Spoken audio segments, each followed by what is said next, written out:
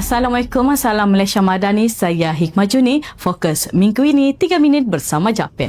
Kestabilan dan kemajuan dinikmati Sabah pada hari ini adalah hasil kesepakatan serta komitmen bersama antara kerajaan negeri dan rakyat bagi memperkukuh ekonomi sekaligus meningkatkan kesejahteraan sosial meskipun berdepan berbagai cabaran maupun perubahan.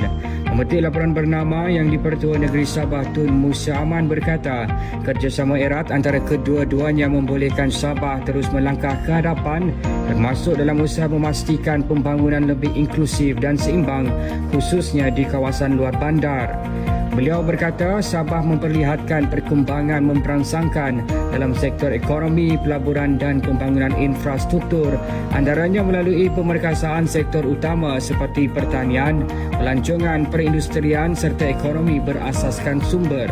Mengulas lanjut, Tun Musa juga mahu kerajaan negeri memberi penekanan kepada pembangunan infrastruktur asas meliputi pembinaan dan menaik taraf jalan raya, sistem bekalan air bersih serta kemudahan bekalan elektrik yang stabil.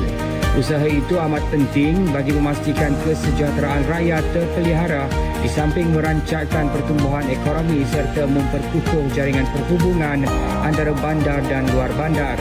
Dalam pada itu, aspek pendidikan dan pembangunan modal insan tegasnya juga harus diberi keutamaan bagi melahirkan generasi muda berilmu, berkemahiran tinggi dan berdaya saing selaras dengan keperluan pasaran kerja masa kini. Kerajaan negeri juga jelasnya perlu meningkatkan kemudahan perubatan berkualiti dan perkhidmatan kesihatan secara menyeluruh agar setiap rakyat mendapat rawatan cepat, selamat dan berkesan.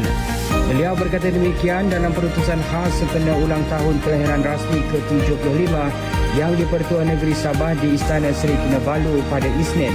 Tun Musa menyampaikan keputusan khas itu pada istiadat pengurniaan darjah-darjah kebesaran dan bintang-bintang serta pingat-pingat negeri Sabah yang menyaksikan 90 individu menerima darjah kebesaran, bintang dan pingat masing-masing. Sekian 3 minit bersama Japan. Dapatkan info semasa dan perkembangan terkini Kerajaan Persekutuan dan Negeri hanya di Japan Sabah.